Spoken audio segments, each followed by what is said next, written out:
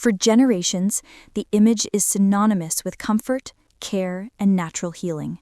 A steaming mug of tea, a generous spoonful of golden honey swirling into its depths, the fragrant steam carrying promises of warmth and wellness. From grandmothers soothing a child's sore throat to wellness influencers touting it as a morning detox, the combination of hot tea and honey is deeply embedded in our collective consciousness as a panacea. It is a ritual of self-care, a natural remedy we reach for without a second thought. But what if this cherished ritual was not only less beneficial than we believed, but potentially harmful? As a medical professional, it is my duty to examine even the most sacrosanct of health habits through the unflinching lens of science. The uncomfortable truth I must reveal is that the popular practice of dissolving honey directly into a scalding cup of tea is a significant nutritional and, in the long term, a potential health misstep. This habit, while well-intentioned, systematically destroys the very compounds that make honey a superfood and, more alarmingly, can lead to the formation of a substance with carcinogenic potential. This is not a call to abandon honey or tea, but rather a crucial public health message to refine our practice, to reclaim the full benefits of this ancient food by understanding and respecting its delicate nature. The liquid gold, deconstructing honey's complex pharmacy. To understand why heat is so detrimental, we must first appreciate what raw, unadulterated honey truly is. It is far more than a simple solution of fructose and glucose. It is a complex, biologically active substance, the result of thousands of hours of labor by honeybees visiting millions of flowers. Think of it not as a sweetener, but as a natural, liquid pharmacy. The therapeutic reputation of honey is built upon a sophisticated biochemical foundation. Key among its active components are enzymes. Honey contains a suite of enzymes, the most significant being diastase, invertase, and glucose oxidase. Glucose oxidase is particularly miraculous. When honey is diluted, as it would be in the body or on a wound, this enzyme slowly converts glucose into gluconic acid and hydrogen peroxide, a potent, naturally produced antiseptic.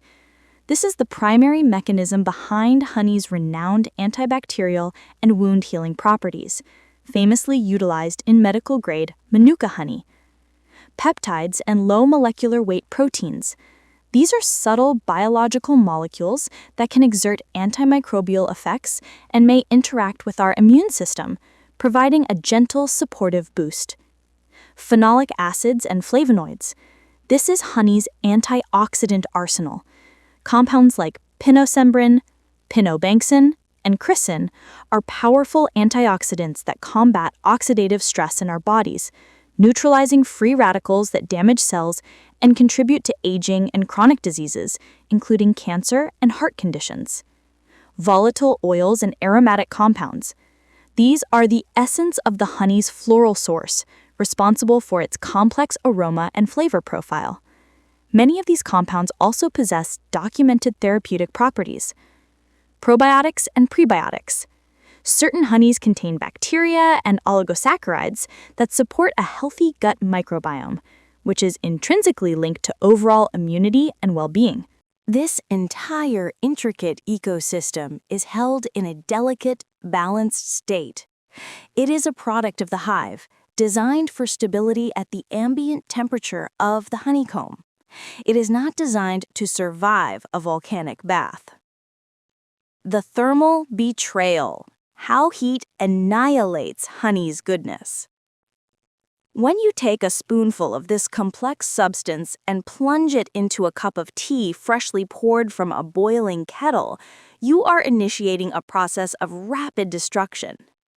The water temperature of a proper cup of tea is often between 80 degrees Celsius and 100 degrees Celsius, or 176 degrees Fahrenheit to 212 degrees Fahrenheit. This is not a gentle warming, it is a thermal shock. The damage is swift and multifaceted. 1. Enzyme denaturation. Enzymes are proteins with very specific three-dimensional shapes. Think of them as intricate keys that fit into biological locks. Heat causes these proteins to unravel and lose their shape, a process called denaturation. Once denatured, the enzyme key no longer fits its lock. Glucose oxidase, the engine of honey's antibacterial power, is notoriously heat-sensitive. At temperatures above 40 degrees Celsius, it begins to degrade rapidly. By the time your tea is drinkably hot, this enzyme, and others like it, have been rendered inert. You are left with the sugar, but the biochemical machinery is broken. The genesis of a toxin, the hydroxymethyl furfuryl dilemma.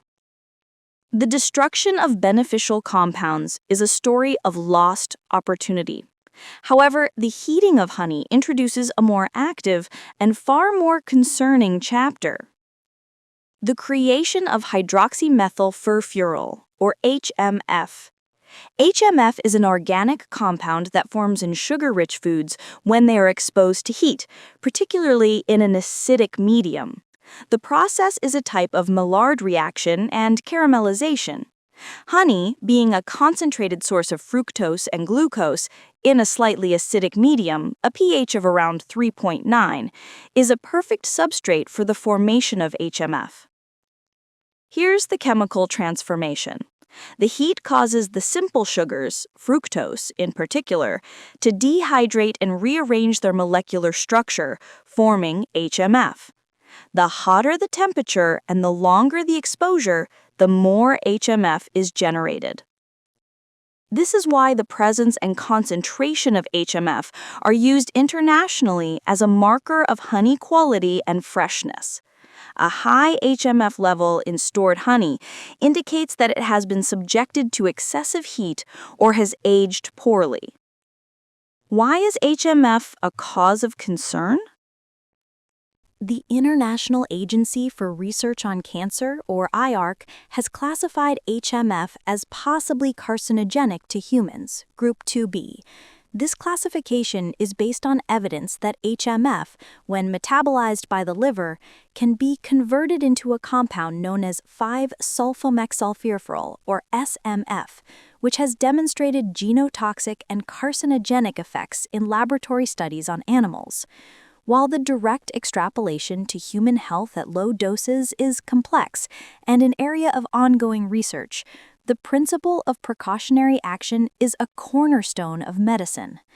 The key phrase is regular consumption. An occasional cup of tea with honey heated to a high temperature is unlikely to cause harm. The risk is cumulative. For the individual who drinks multiple cups of hot honey tea daily, believing they are bolstering their health, they are instead creating a consistent, low-level internal exposure to a potential carcinogen. This is compounded by the fact that HMF is found in many other heat-processed foods, such as caramel, coffee, dried fruits, and toasted cereals. Our goal should be to minimize unnecessary exposure from all sources, especially from something we consciously consume for its health benefits. The right way to reclaim the ritual? A doctor's prescription. The solution is not to abandon this comforting ritual, but to evolve it. The goal is to preserve honey's delicate pharmacy while still enjoying its synergy with tea. The method, as correctly noted by experts like Dr. Sergey Agapinkin, is simple and effective. Consume the honey separately, in bite, and drink it with warm tea. This bite and sip method offers the best of both worlds. 1. Preservation of nutrients. By keeping the honey in its raw, unheated state, you ensure that every enzyme, antioxidant, and volatile oil remains intact and bioavailable. You're consuming the honey in its most potent, therapeutically active form. 2. Avoidance of HMF formation. Without the direct application of intense heat, the chemical reaction that creates HMF is prevented. You get the sweetness and the health benefits without the potential toxic byproduct. 3. Enhanced sensory experience. Eating a small spoonful of raw honey allows you to fully appreciate its complex flavor and aroma on your palate. You then wash it down with a sip of warm tea, creating a layered and more satisfying taste experience than a homogeneously sweetened beverage. Practical implementation. Brew your tea as you normally would, using water at the appropriate temperature for the tea type, black, green, or herbal. Let it cool. This is the critical step. Allow your tea to cool in the cup for several minutes. The ideal temperature for adding honey, if you must mix it, is generally considered to be below 40 degrees Celsius, 104 degrees Fahrenheit, a temperature you can comfortably sip without blowing on it. To be safest and most effective, let it cool to a genuinely warm, not hot state. The bite and sip method. Place a teaspoon of raw, high-quality honey on the side of your saucer or in a small dish.